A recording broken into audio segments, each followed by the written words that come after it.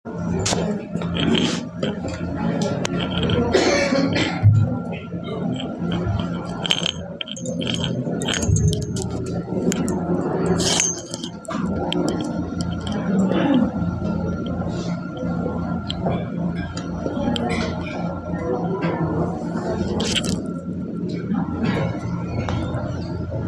sa pong magandang gabi sa ating lahat ng kapatid. Welcome po sa ating pong year-end na unang panalangin. Salamat sa Panginoon sa gabi ito na tayo po ay nagkakaisa upang magpasalamat sa Diyos sa kanyang pagbudihan sa ating bilang iglesia, bilang individual. Tunay po na maraming ginawang Diyos sa atin. Kaya itong excited tayo para sa ating mga kapatoo. Thanksgiving sa ating Diyos. At tunay po na sa ating Wednesday ng taong ito, 2023, ay alam natin na maraming nakaasahan na dapat inumpong natin sa buhay na ito, sa buhay ng isang bayan, ay alam natin na sesama ng ating pagkasa. Talagang lahat mga kasatisfy ng ating mga pangailangan sa buhay natin, lalo sa pagdating sa spiritual. Kaya naman, ito pinatulog ko ating ilagay ng ating pagkatiwala sa ating Panginoon na Diyos. Tayo ay kanyang mga anak, tayo ay kanyang pagsasabi. Ito po yung ating awitin ngayong gabi, ating awitin, Christ our hope in life and death. Tayo po magsitayo.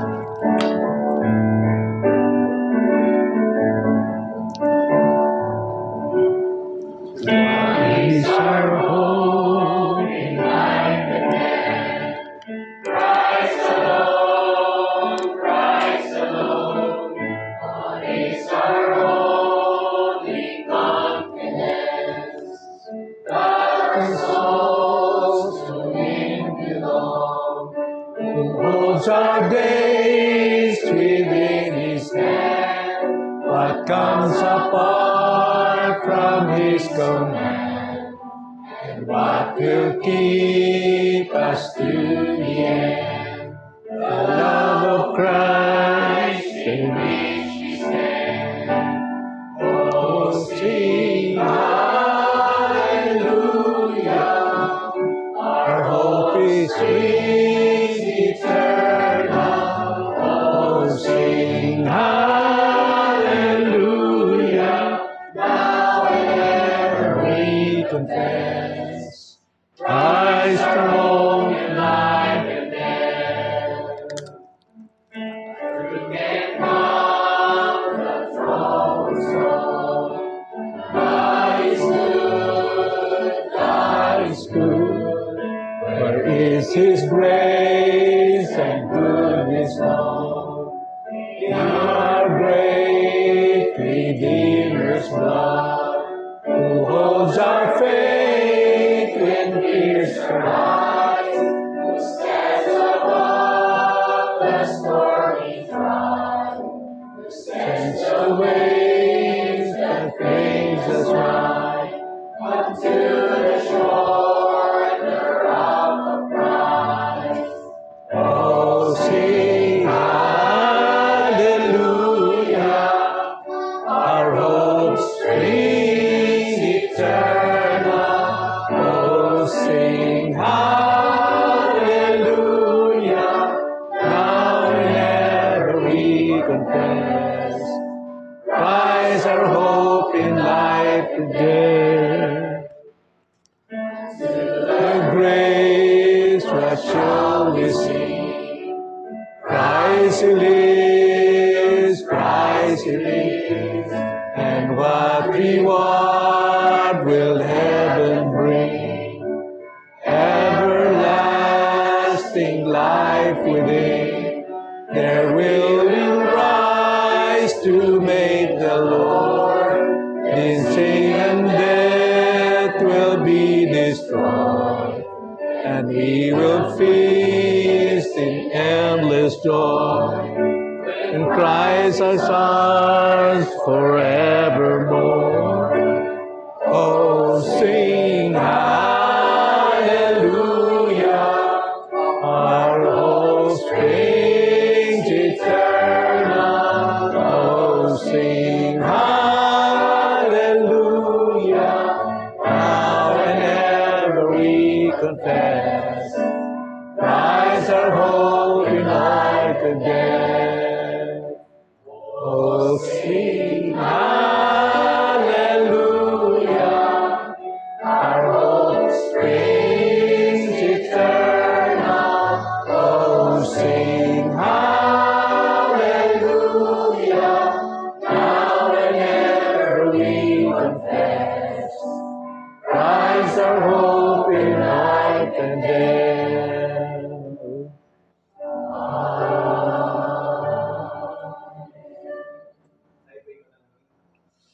O dakilang Diyos na nasa langit, tunay po na kami po ay nagpupuri.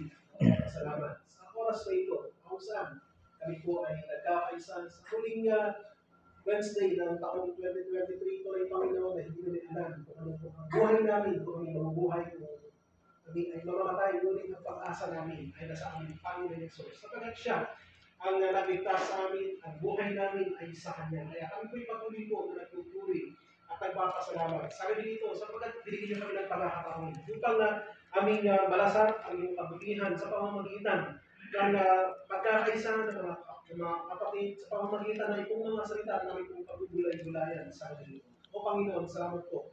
Sa gabi dito, tunay po na ikaw ang aming pinarawanganan sa oras na ito. Para sa aming pong pagbubulay ng mga salita, patuloy kayo magturo sa amin, hindi pong dabayan ang ilang pagturo at minsan ang aming Diyos na wala ng Espiritu. Siya ay tunay na siya magturo sa amin. Panalangin sa amin ng Jesus.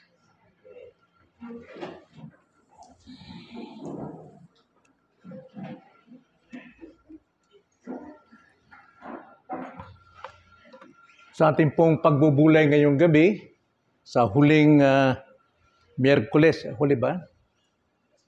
Huling Miyerkules ng taong 2023, buksan natin ang ating mga Bible sa Joshua chapter 4. Joshua chapter 4, isang buong chapter ito pero ang babasahin natin ay ang ilang mga talata lamang. Verse 1 hanggang 3.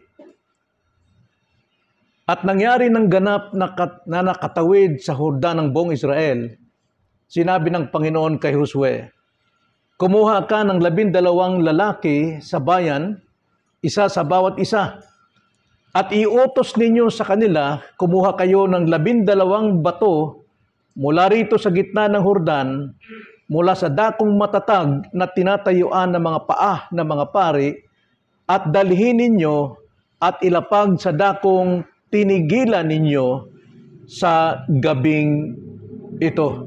Kaya tinawag ni Josue ang 12 lalaki na kanyang inihanda sa mga anak ng Israel, isang lalaki sa bawat lipi.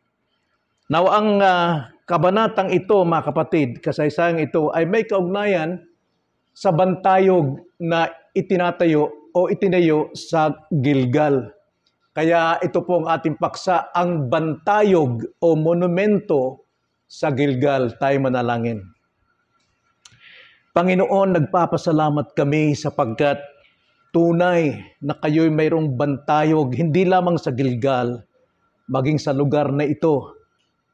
Kami nagpapasalamat na kayo po ang siyang tumawag ng lahat ng kabilang at kasapi sa bantayog na ito upang magpuri sa inyo, upang magluwalhati sa inyo at maglingkod sa inyo, lalo na sa darating po na bagong taon, 2024. Naway pagpalain po ninyo kami at maging batayan ito ng aming pong pagpasok sa bagong taon at bagong buhay, na wag namin itong kalimutan sapagkat ito po'y itinatag ninyo sa inyo pong bantayog sa Gilgal. Itong aming dalangin sa pangalan ng Panginoong Hesus. Amen. So ang ating tema ngayong gabi sa ating pulong panalangin, ano ang dapat nating alalahanin sa bantayog ng Gilgal. Now, ang pagtitipon po sa iglesia ng mga mananampalataya ay isang napakalaking biyaya at pagluwalhati sa ating Panginoon sapagkat ang iglesia ay haligi at suhay o pundasyon ng lahat ng mga gawa ng Diyos na dapat nating matutunan. At itinuturo dito na ang Diyos noon at ngayon at sa darating ay siya pa rin ang Diyos na siyang nagbabantay, nag-iingat sa atin.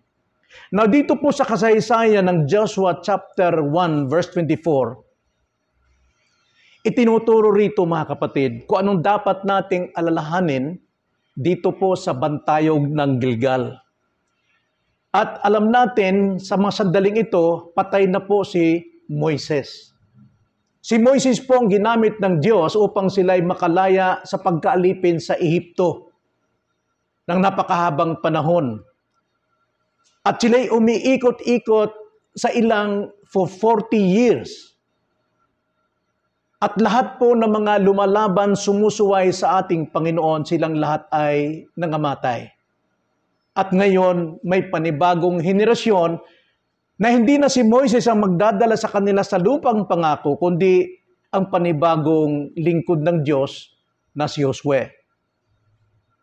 Marami sa kanila ang nagugulat sapagkat bagamat magkaiba na ang leader nung una ay kanilang inaakalang siyang tagapagligtas, ngunit nalaman nila na Diyos lamang, siya ring leader ngayon na hindi po sila nagkaiba ng pagtupad sa kautusan. Iisa lamang ang kanilang pinaglilingkuran. Si Moises at si Joshua, iisa lamang, kaya iisang kautusan din at paliwanag at aral na natanggap nitong ikalawang henerasyon. Subalit, sa kanilang buhay may pagkakaiba. Hindi tulad nung araw sa panahon ni Moises, ngunit ngayong kakaiba na sapagkat sila'y papasok sa bagong lugar o bagong panahon, bagong yugto, tungo sa kanilang ipinangakong lupain. Kung ano yung natutunan nila sa panahon ni Moises, siya pa rin nilang ginagamit sa pagtawid patungo sa bagong buhay. Nagbago man ang leaders, hindi nagbabago ang kautusan, at hindi nagbabago ang Diyos na may akda ng kautusan. Now, bilang iglesia o bagong Israel, tayo, ipanalangin natin ang matututunan nating leksyon sa mga talatang ito ngayong gabi. Papasok na tayo sa bagong taon, so huwag nating kalimutan ang mga leksyon na ito na ating matutunan. So sa bagong yugto ng kanilang buhay, si Joshua ay inatasan ng Diyos upang tuluyang makapasok sa Promised Land. At kung ating papansinin mga kapatid, ang sabi sa verse 1, at nangyari ng ganap ng makatawid sa Jordan ang buong bansa. Na alam natin na si Josue ay inutusan upang pangunahan ang bansang Israel na pumasok na sa lupang pangako. Ngunit nakita nila namamaga ang tubig sa Jordan. Bahang-baha at ito ay umaapaw at imposible ang sino man na makatawid sa lugar na ito. Pero ang utos ng Panginoon kay Josue, kumuha ka ng 12 lalaki sa bayan sa bawat isa. Sapagkat noong pong nauna ang arka o ang mga pari na may pasan nitong Ark of the Covenant, pagyapak nila sa ilog Jordan na bumabaha, bigla itong tumigil. Tumigil yung unahan at nagpatuloy sa ibaba na natuyo lahat.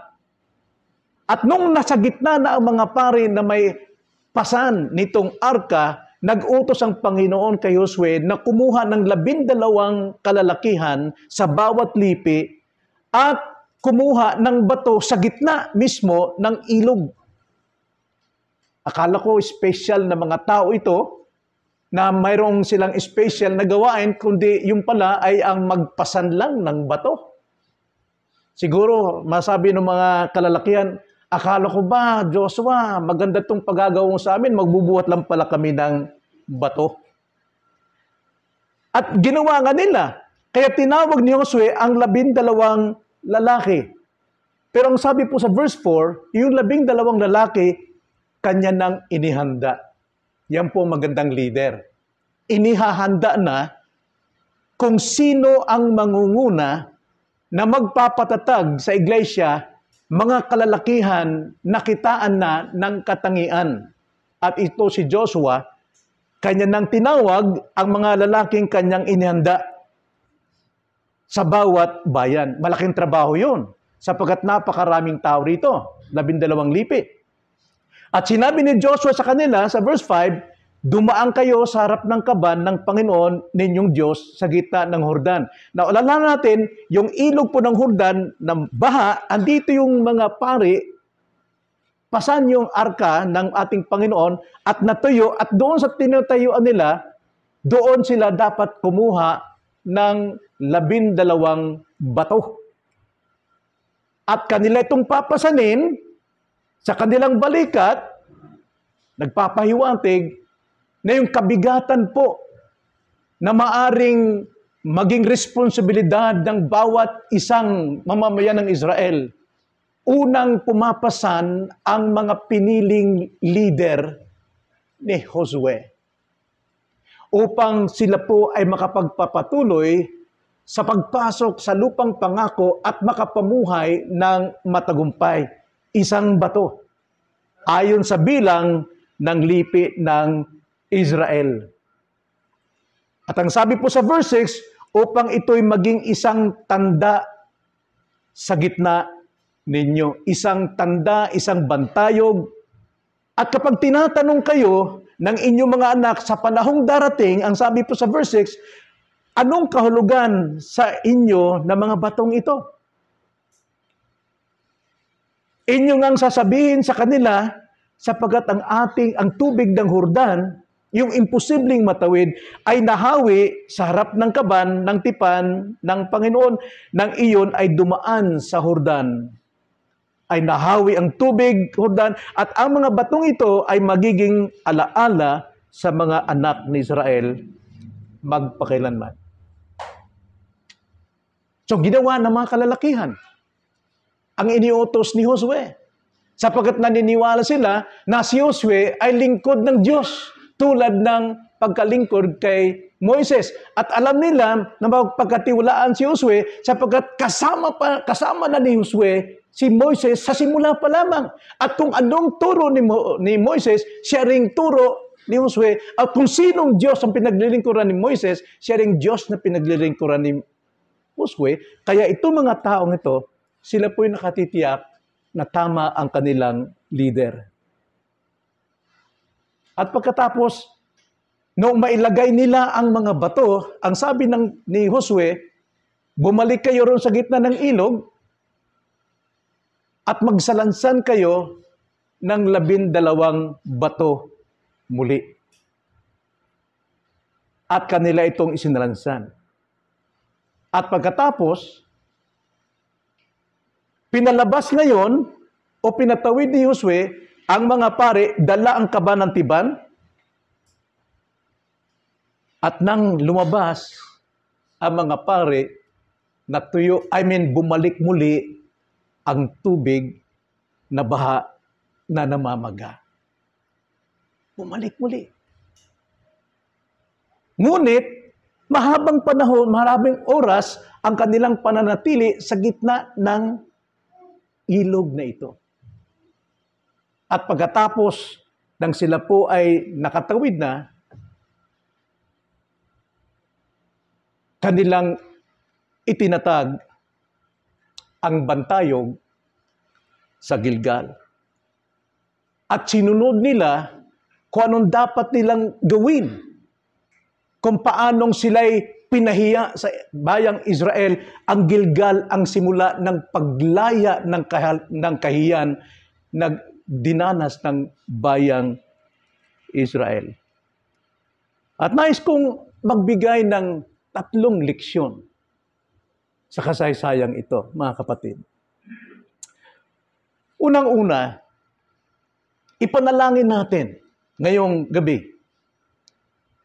Sapagkat mayroon tayong mga iba't ibang panalangin, alam na natin ang ating dinadalangin every Wednesday. But this time, bago tayo pumasok sa bagong taon, ipanalangin natin ang 3 bagay.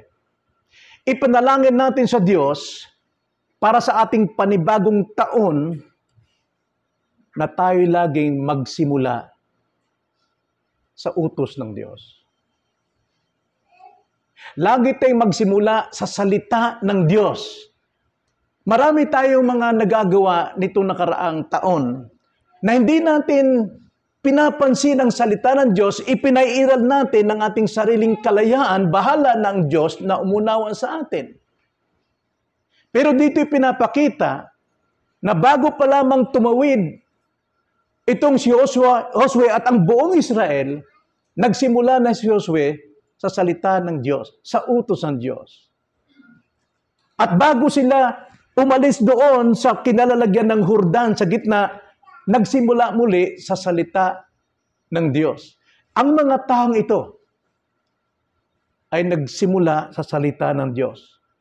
At pinangawakan ni Josue ang sinabi ng Panginoon sa kanya sa Joshua chapter 1 verse 8, na ang sabi sa kanya, ang aklat na ito ng kautusan ay huwag aalisin sa iyong bibig, kundi ito'y iyong pagbulay-bulayan araw at gabi upang iyong masunod ang ayon sa lahat ng nakasulat dito. So ang lahat ng kilos ni Josue, lahat ng kanyang itinuro sa kanyang mga tauhan at mga kalalakihan, pamumuhay nito ay ayon sa salita ng Panginoon. Ayon sa salita o nakasulat dito. Sapagkat kung magkagayoy, inyong pagiginawain ang inyong lakad at magtatamo ka ng tagumpay. Nung makita natin, yung pagtayo po ng bantayog sa gitna nitong ilog, nung sila po'y nakaalis na, mga kapatid, yan po'y tanda ng pagtatagumpay. Nakatawid silang maluwalhati.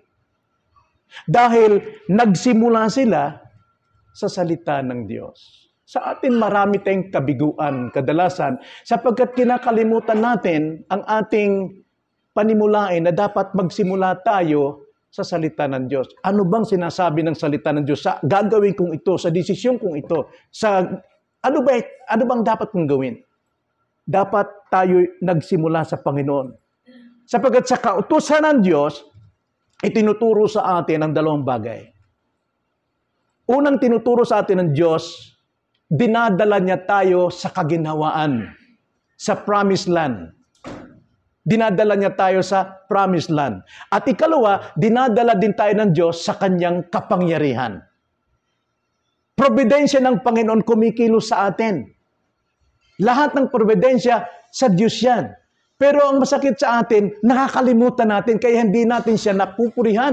Hindi natin siya naluluwalhati, na ang ating kaligtasan sa anumang bagay ay gawa ng Diyos, sapagkat ang Diyos tapat sa kanyang tipan sa atin, tayo nga lamang hindi nagkukulang tayo na dapat magsimula tayo sa salita ng Panginoon, sa utos ng Panginoon. Then ikalawa na dapat nating ipanalangin. So una, magsimula tayo sa utos ng Diyos. Magsimula tayo sa salita ng Panginoon palagi.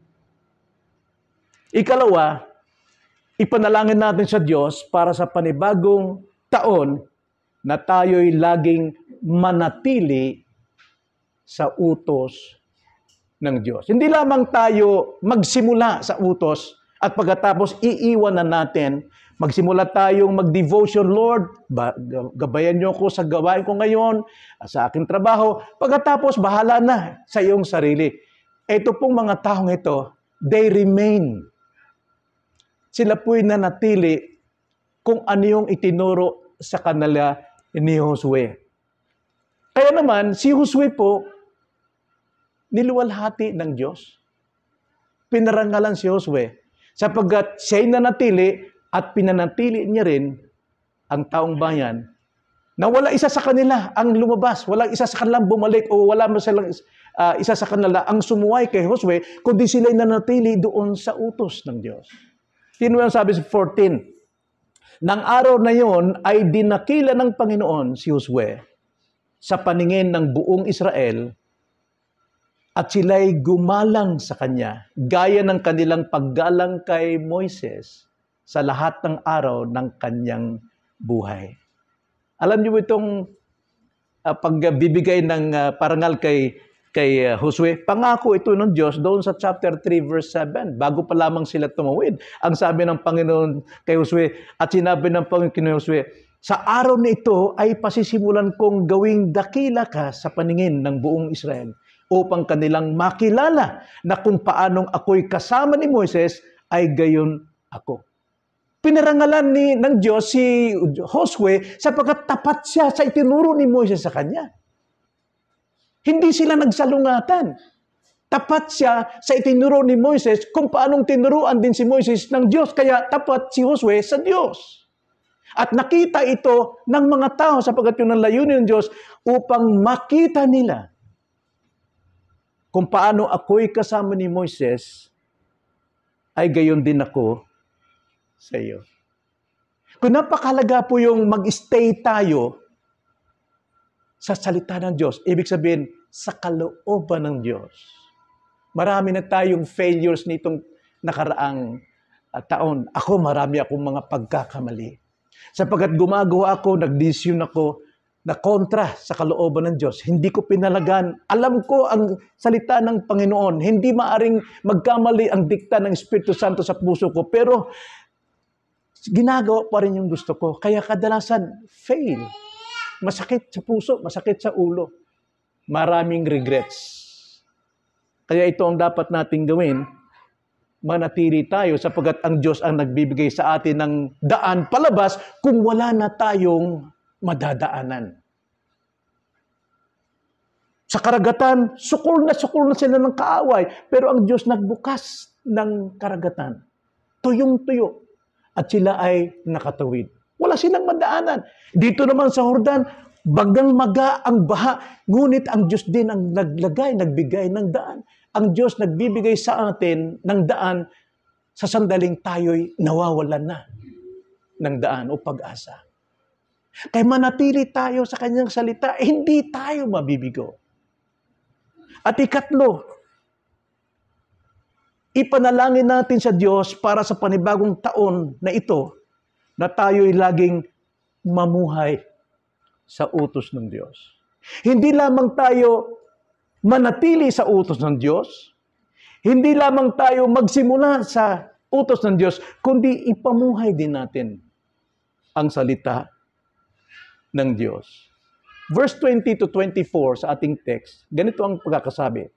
Ang 12 bato na kanilang kinuha sa Jordan, isinilansan ni Josue sa Gilgal. Ano ito? Bakit pinagtiyagaan o pinaghirapan ni Josue na ito'y itayong bantayog at pinasan ng mga kalalakihang mapagkatiwalaan ni Josue? Verse 21, at siya'y nagsalita sa mga anak na Israel. Eto na. Salita, encourage, i-action, yung teachings na natanggap nila from the beginning, now, gawin ninyo. Ito, ang sabi ni Josue. At siya'y nagsalita sa mga anak ng Israel, kapag itinanong ng inyong mga anak sa kanilang mga magulang ang panahong darating, anong kahulugan ng mga batong ito? Inyo ngang ipaalam sa mga anak ninyo na sinasabi, ang Israel ay tumawid sa Jordan ito sa tuyong lupa. Paano nangyari yun? Magtatanong talaga yung mga anak. Sapagkat tinuyo ng Panginoon ninyong Diyos ang tubig ng Jordan at sa harapan ninyo hanggang sa kayo'y makatawid gaya ng ginawa ng Panginoon ninyong Diyos sa dagat pula na kanyang tinuyo para sa amin hanggang sa kami ay nakatawid. Dahilan, upang makilala ng lahat, kahit ang mga unbelievers at mga anak natin at maging sa ating sarili, hindi pa tayo malago, hindi pa tayo kumpleto, upang makilala ng lahat ng mga bayan sa lupa na makapangyarihan ang kamay ng Panginoon upang siya'y matakot sa Panginoon ninyong Diyos magpakailanman. Na pinapakita rito ni Josue, yung mga batong pinaghirapan na pasanin ng 12 kalalakihan na kanyang inihanda na. Dinala nila sa Gilgal. Hindi ko napag-aralan kung gaano kalayo ang distansya ng Gilgal, sapagkat yan ang pagitan ng Jordan, Gilgal, bago ang Jericho. At itong Gilgal ang naging station nila. Matagal sila rito nananatili. Naging tirahan nila ito. At doon itinayo ni Josue ang malalaking bato na ito bilang isang remembrance, alaala. Ito po ay ang alaala na doon nagkatipon ang buong Israel sa Gilgal na ito. Na alam natin, Matthew 16:18, wala pong ibang magtatayo ng iglesia maliban ang Panginoon lamang. So ang ibig sabihin, yung Gilgal na ito yung bantayog, ito'y kumakatawan sa iglesia ngayon, paalala. Nang ibig sabihin ng Gilgal is to roll, gal. Sa Hebrew ay gal. Ngunit ito ay dinoble. Imbis na galgal, ginawang Gilgal. Ang ibig sabihin, inikot-ikot, inalis ang kahihiyan ng mga bayang Israel nito mula sa Ehipto.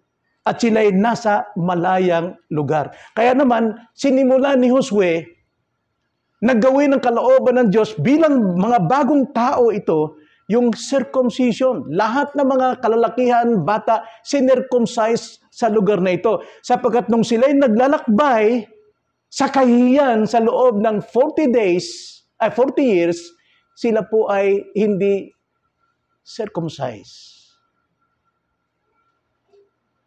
At sa iglesia po, siyang haligi at suhay ng katotohanan. Dito po tayo sinet-circumcise sa ating mga puso.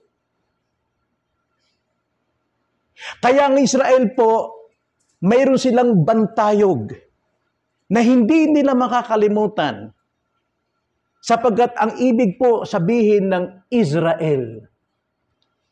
Alam naman natin, ang sabi diyan, sila po'y nakalaya.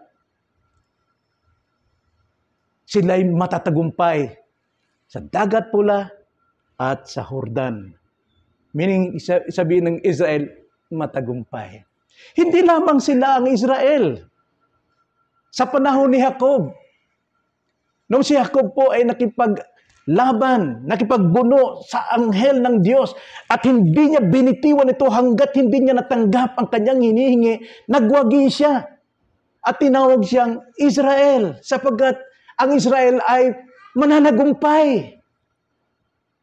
Mananagumpay.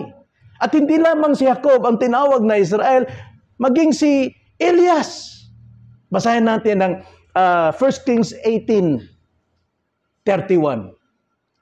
Nung si Elias po ay pinaligiran ng 450 prophets ni Baal na sila po ay talagang nakipaglaban kung sino ang totoong Diyos, pero hindi nagwagi ang mga prophets ni Baal, ang sabi rito sa 31, kumuha si Elias ng 12 bato ayon sa bilang ng mga lipi ng mga anak ni Jacob, Israel. Nasa kanya ay dumating ang salita ng Panginoon at sinasabi, Israel ang magiging pangalan mo. At that time, si Elias po ay tinawag ng Diyos Israel. Ano ibig sabihin? Mananagumpay. And we are also more than conquerors because of Christ. Kaya tayo mananagumpay. Romans chapter 28 verse 29 at 27. We are more than conquerors. Kanya nga, ang iglesyang tinatag ng Panginoon, sinimbuluhan ni Jacob na itatag ang 12 bato. Ibig sabihin, mananagumpay ang isang Kristiyano. Pero nagsimula muna sa kautusan. Nanatili muna sa kautusan at namumuhay sa kautusan. We are spiritual Israel. At tayo po ang mananagumpay. Kaya kailangan i-share natin sa lahat ng magtatanong, ano ba ang inyong kaligtasan? Mayroon tayong testimony time. Gagawin, ayon kay Pastor Aje. At ito'y dapat nating ipahayag. Patatagin natin ang ating Gilgal, ang ating church, ang ating iglesia. Kailangan nagkakasama-sama tayo, nagkakaisa na sumasamba sa Panginoon. Ito yung pagpapatibay sapagkat ang iglesia ay ang haligi at suhay. Suhay is foundation. The pillar and foundation of all truth. Ng isang iglesia ay mananagumpay. Ikaw at ako ay Israel. Dapat tayong makilala na tayo'y mananagumpay. Hindi po talunan. Hindi natin may iwasan maraming Kristiyanong talunan sapagkat sila'y sumusunod sa kanilang sariling kalayaan o sa ibang doktrina. Pero tayo dapat manatili sa kautusan, magsimula sa kautusan, manatili sa kautusan, at mamuhay sa kautusan. Kaya ito po ang nais kong at hamon sa atin na ipanalangin natin ang tatlong ito sa ating pong pagharap sa bagong buhay at bagong taon. Tayo manalangin. Panginoon, maraming salamat po sa iyong mga salita. Tunay na kami binibigyan niyo ng daan sa panahon na wala kaming makitang daan. Sa mga imposibleng bagay, ngunit kuminsan nakakalimutan namin ito at amin pong pinalaga na aming sarili na kami magaling, mahusay, marunong kami, kaya kami nagtatagumpay. Ngunit Lord, dapat naming balikan ang simulain namin. Walang iba kundi ang iyong salita, ang iyong kautusan. At manatili kami sa kautusan at ipamuhay namin ang iyong kautusan. Ito ang aming dalangin sa pangalan ng Panginoong Hesus. Amen.